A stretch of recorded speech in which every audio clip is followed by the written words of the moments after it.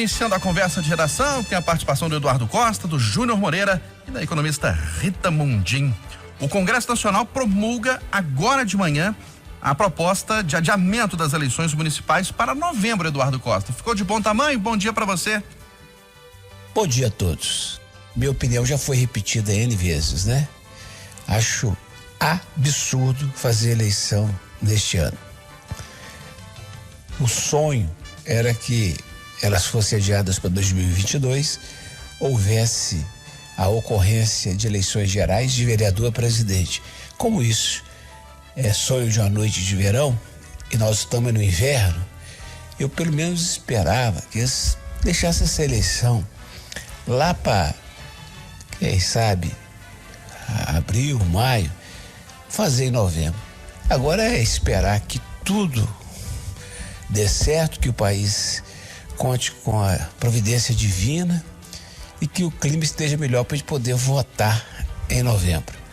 Outra coisa, hein? É importante que o cidadão saiba que, embora não estejam divulgando muito e não tenha sido falado durante a votação, o tal do Centrão, que é o grupo de parlamentares que ficam calados no Congresso, essa turma que quando você percebe que você votou num cara e está sumido, ele é dessa turma. Eles ficam caladinhos, só armando a próxima eleição. Esse tal de Centrão arrumou 5 bi a mais do que os caras já tinham. 5 bi. Não é que eles vão pôr dinheiro no bolso, mas vão pegar esse dinheiro e vão usar nas suas bases eleitorais.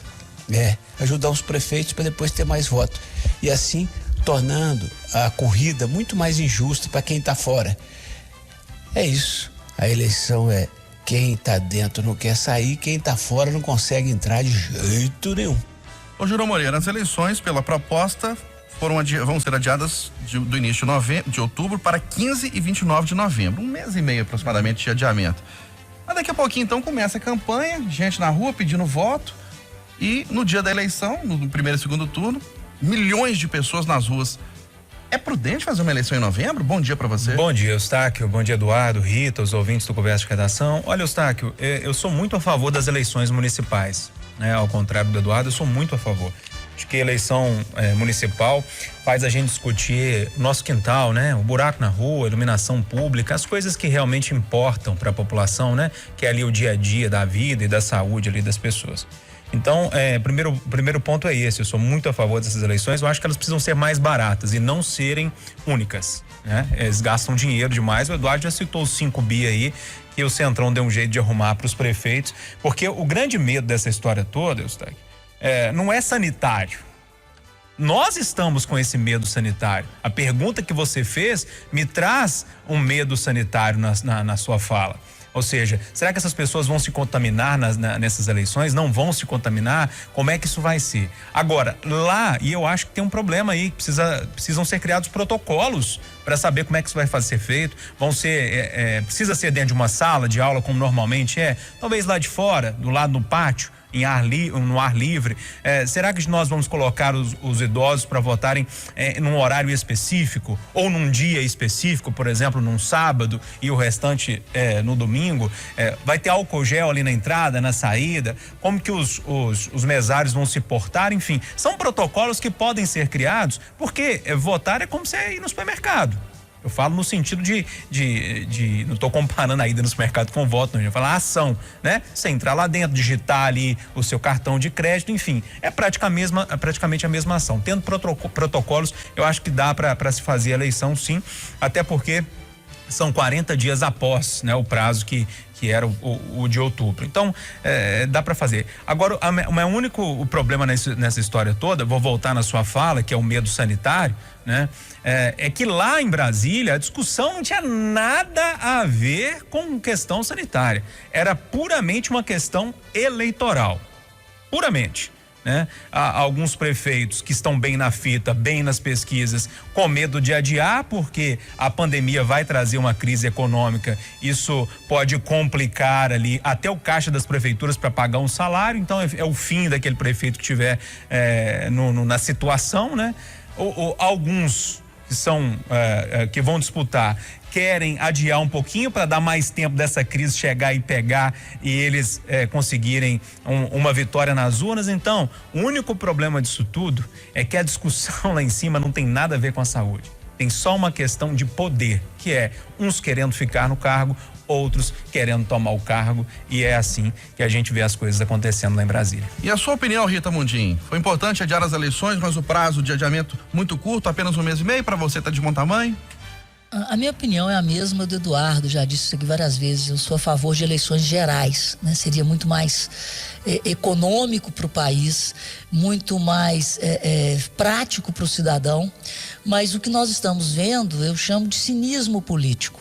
Na hora que chega no umbigo deles, no quintal deles, na hora que o assunto é deles, aí não tem protocolo, o povo pode morrer, pode ir para a fila voltar, não interessa como que o país vai estar em novembro. Então, é a diferença entre o discurso e a prática.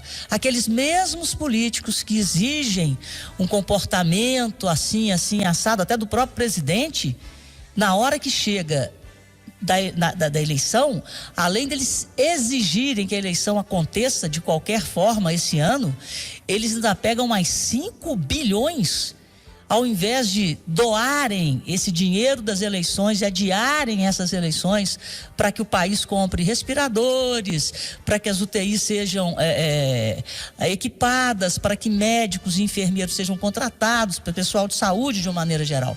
Então isso é o cinismo político, é a diferença entre o discurso e a prática. E eu repito, a nossa democracia é representativa, mas a maioria dos nossos representantes não nos representam e representam a eles próprios e aos seus partidos, que parecem serem coisas de outro mundo. E quem paga a conta, como sempre, somos nós. E quem dera, Júnior Moreira, que as votações do Congresso Nacional sempre fossem com a agilidade. Foi essa votação. Em 2 semanas, o Senado e a Câmara aprovaram o projeto. Vão promulgar hoje às 10 horas da manhã. Agora tem só mais um detalhe nessa história toda, que na moeda de troca ali, e foi esmagadora a votação, né? Mais de 400 votos a favor, enfim. E quase um consenso ali na Câmara contra 90 votos. Nos bastidores voltou muito forte a questão da propaganda em rádio e TV. Aquelas inserções partidárias, que é muito popular entre os deputados, eles são apaixonados com aquelas inserções, né? Porque é um momento de levantar eles e tal. O que acontece? Essa história voltou muito forte, não foi votado agora, mas virou moeda de troca, e não se espante se isso voltar na pauta breve. Bom, comerciantes de Esmeraldas reclamam de visitantes vindos de outras cidades para sítios da região, e Betim, Rita Mundim, volta a mexer nas regras de funcionamento do comércio. É desse jeito, a gente tem que ficar nessa vai e volta, né? Isso não é infelizmente, não é uma coisa que está acontecendo só no Brasil, está acontecendo no mundo inteiro. Então, é necessário que a gente tenha essa dimensão, né, da forma de agir do vírus, da velocidade do vírus e vis-à-vis a necessidade da gente voltar o mais rápido possível, da maneira mais segura possível, com as atividades econômicas. Mas é necessário essa gestão, né, por causa da precariedade do sistema de saúde, porque as pessoas não podem simplesmente contrair o vírus e morrerem. É necessário que exista um sistema de saúde para socorrê-las. Então, o grande problema é esse, é a capacidade do sistema de saúde versus a velocidade do vírus. Então, tem que ficar fazendo essa gestão. Vai ser assim até que a vacina, e está vindo a vacina aí, a notícia boa que está mexendo com os mercados desde ontem, essa proximidade do anúncio de uma vacina, tanto pelos chineses e agora também pela Pfizer, pela Universidade de Oxford. Então, que venha a vacina. E aí, Júnior Moreira, Betim mexendo de novo nas regras de funcionamento do comércio, comerciantes de Esmeraldas preocupados com vinda de outras pessoas para lá? Na questão de Betim, Eustáquio, não tem muito o que falar, né? É o termômetro. O prefeito, na hora que olha para os números, isso seja o prefeito de Belo Horizonte, de Betim, de Passatempo, sei lá, de qualquer cidade, mundo afora, na hora que ele bate o olho e fala assim, meu Deus do céu, os números estão crescendo, a ocupação dos leitos de UTI tá quase se esgotando. O que eu tenho que fazer? Eu tenho que restringir.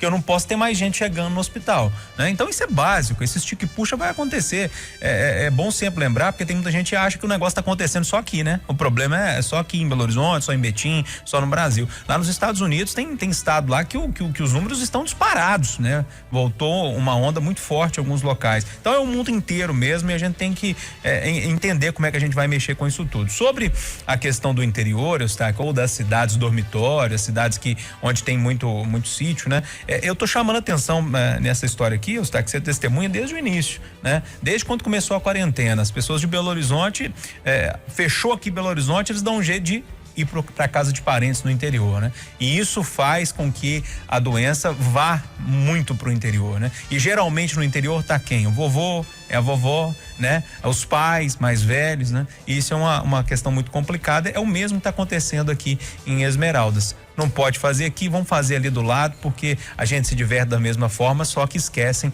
que a doença tá viajando, né? Esse é o grande problema. E para você, Eduardo Costa, situação de Esmeraldas e de Betim? Esmeraldas, para quem não conhece, para quem nos ouve em outras partes do país e do mundo, é um município que tem dimensões físicas, geográficas gigantescas. É o maior da região metropolitana, um dos maiores do estado. Tem muita terra, muita pobreza. 2 prefeitos lá foram flagrados com uma missa, com os empresários, roubando. A Polícia Civil fez um belíssimo trabalho. Aí a defesa foi ao Tribunal de Justiça e disse que, como eram entes, né, do Poder Executivo, tinham que ser investigados por um promotor. O desembargador concordou, deu uma canetada e esqueceram tudo. A turma está sorrindo livre, leve e solta. Esmeraldas mais pobre do que nunca, sem ruas asfaltadas, sem as mínimas infraestruturas. Só que tem sítios, né, água boa, terra boa, tem sítios maravilhosos. E é claro que a turma não está aguentando enfrentar aqui em apartamento. Quem pode, corre para o sítio. Há uma corrida, né? Eu sei de outros condomínios, há uma corrida atrás de casas para alugar. Corrida desesperada. Esmeralda, então, deve estar sofrendo muito mesmo. Ô, Júnior, e reunião de comerciantes hoje, esperando uma sinalização da Prefeitura de Belo Horizonte sobre a próxima etapa da flexibilização aqui na capital. Será que permaneceremos dessa forma? Vai abrir mais comércio? Vai retroagir? Pois é, Eustáquio, eu sempre olho para os números, né? Na semana passada, acho que foi um dos poucos que falei. Olha, eu já teria fechado na outra semana, né? E a gente está fazendo um monitoramento, que você faz parte também, Eustáquio, aqui na Itatiaia. A gente está acompanhando diariamente os dados de evolução dos leitos de UTI, ocupação e também de enfermaria. Os dados aqui de Belo Horizonte, eles não foram atualizados nem ontem e nem hoje, né? Então não tem como você fazer uma análise mais precisa sobre essa situação. São 2 dias, né? Isso pode ter mudado muito, ainda mais na velocidade que essa doença tem. Com os dados do dia 30 que eu consegui agora há pouco, antes de entrar para a conversa de redação aqui, eu atualizei o nosso monitoramento, a ocupação de UTI 87%. Antes, 88%. Então, no dia 29, 88%, caiu para 87% no dia 30.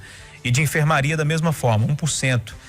Caiu do dia 29 para o dia 30. Hoje a gente tem, no dia 30, uma capacidade de enfermaria já ocupada de 69%.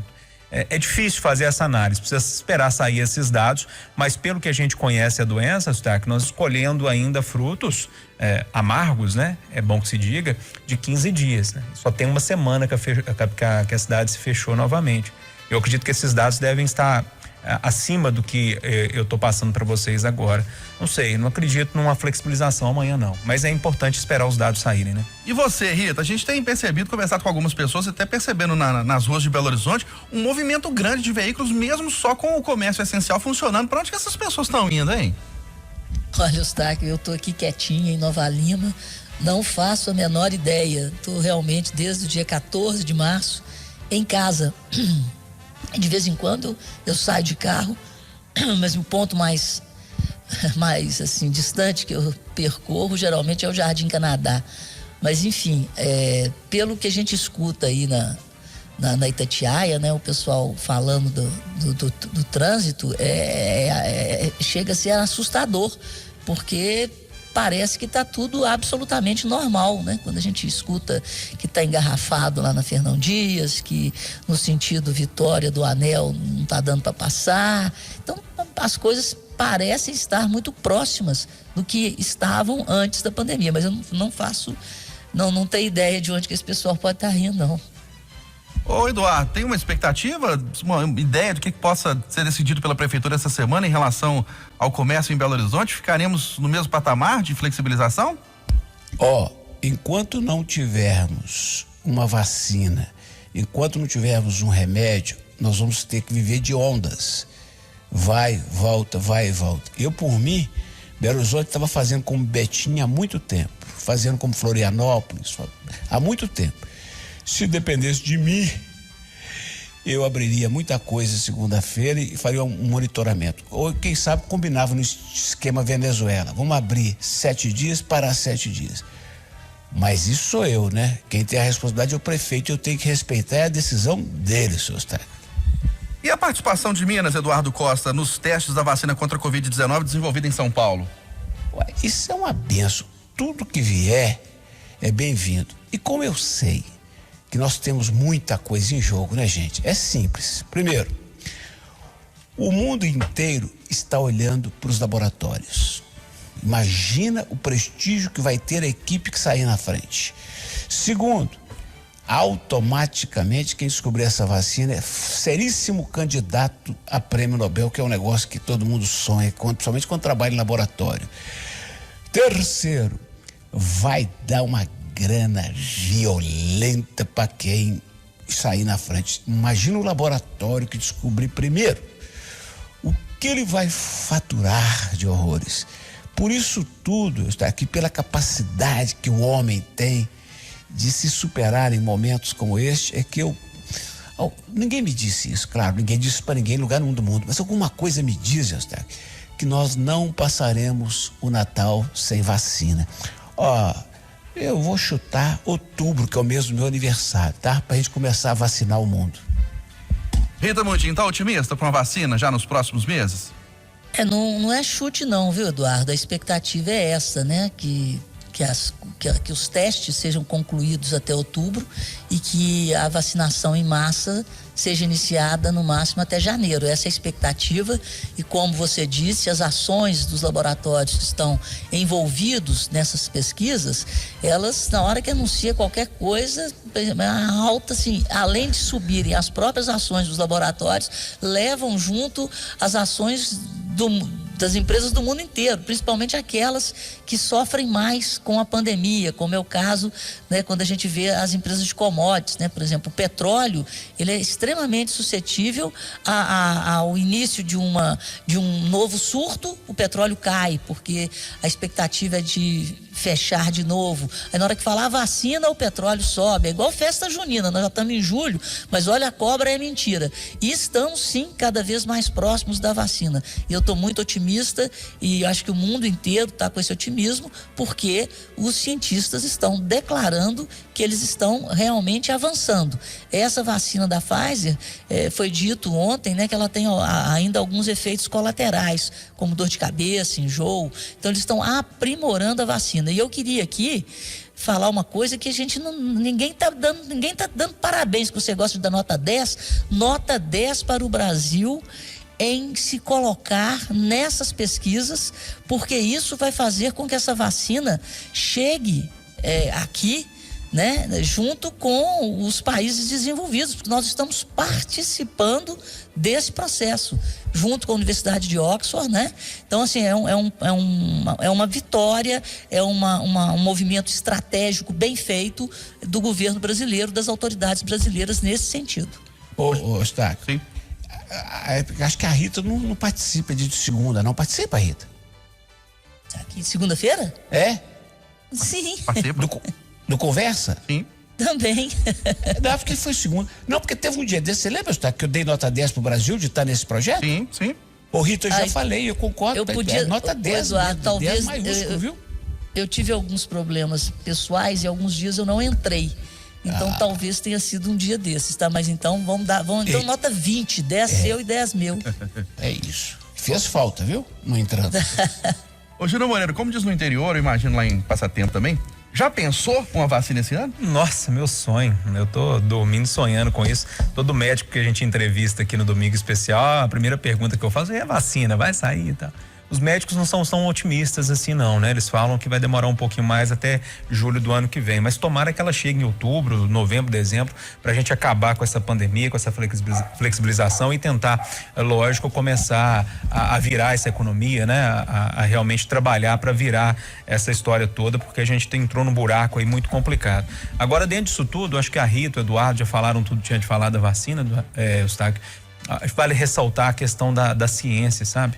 Eu estava vendo uma entrevista de um professor que mora fora, ontem, me esqueci o nome dele, mas um doutor em microbiologia, e ele falando de um grande problema do Brasil hoje é a exportação de gênios, de mentes brilhantes, ou seja, não tem espaço porque não tem dinheiro investido em ciência, em pesquisa aqui, então essas pessoas vão para fora. É mais um momento para a gente parar e pensar que investimento em ciência, em tecnologia, precisa ser feito de forma constante, né? Com um volume maior, para que, já pensou, se nós tivéssemos uma luta dessa aí na frente, como está a vacina da Pfizer, como os chineses, como a lá da Inglaterra, e a gente chegasse num par e passo aí com essa turma e também tivesse lá na frente. Então acho que é um momento para a gente repensar, valorizar essa turma que está aí pesquisando no dia a dia, que infelizmente não tem dinheiro, não tem condições, não tem laboratório direito. Isso vem de anos, não é de agora, né? A ciência e tecnologia no Brasil está sucateada há anos. Acho que é um momento para a gente colocar a mão na cabeça e pensar e, quem sabe, falar mais sobre isso para que a ciência aqui no Brasil seja tratada de uma melhor forma. Vamos terminar falando de uma coisa que mexe com o nosso coração. Olha, o dono de um sebo que montou uma venda de livros ali na Grão-Mogol com contorno, ele teve os livros queimados. Aí ele ganhou, Eduardo Costa, cerca de 8.000 exemplares de moradores da capital. Apesar de muita gente desdenhar, eu tô cada vez mais convencido de que o melhor do Brasil é o brasileiro, Eustáquio. Você também acha, Rita Mundinho? Que o melhor do Brasil é o brasileiro, eu não tenho a menor dúvida, né? Na média, o brasileiro é a melhor coisa que o Brasil tem, a nossa criatividade, a nossa resiliência. Agora, infelizmente, eu repito, os nossos representantes não nos representam, e é por isso que a imagem do Brasil é tão deturpada, porque aqueles que deveriam nos representar nos roubam. Colocaram colocaram o nosso futuro no bolso. Aqueles que trouxeram essa jovem democracia até aqui ou estão presos, né, ou estão mortos. Então é preciso a gente reconstruir e a gente aprimorar essa democracia, porque infelizmente grande parte desses partidos e desses políticos ainda se dizem nossos representantes, porque receberam votos de brasileiros que talvez não tenham tido e vão ter, né, um amadurecimento, uma educação suficiente para entender o que foi feito nesse país nos últimos 50 anos. Ô, Júlio, não dá para entender o que leva uma pessoa a ir lá na esquina de Grão-Mogol com contorno e queimar os livros do moço que estava vendendo lá. Mas aí aflora o sentimento de solidariedade das pessoas e ele recebe uma doação de milhares de exemplares. Maravilhoso. Mas eu acho que precisa cobrar, né, Eustáquio, a investigação mesmo sobre esse assunto, né? Isso tá com cara de alguém ali que não queria que ele ficasse ali perto de alguma loja, de alguma casa. A gente conhece como é que é essa situação, quem acompanha o noticiário policial há muito tempo, né? Tomara que essa investigação aconteça. Agora, o que eu achei mais legal na reportagem que eu vi dele, ele falando que o sonho dele agora, que ele ganhou muitos livros, né? Só de doação agora 8.000 livros, que ele queria ter um ônibusinho para ele colocar os livros ali dentro e sair pela cidade como se fosse uma biblioteca móvel, né? Quem sabe, a audiência da Itatiaia é tão grande no Conversa de Redação, tem alguém aí que possa realizar esse sonho dele aí e daqui a pouco a gente vê ele com um ônibusinho aí rodando pela cidade com essa biblioteca móvel dele, né? Legal. 8h59 em Belo Horizonte.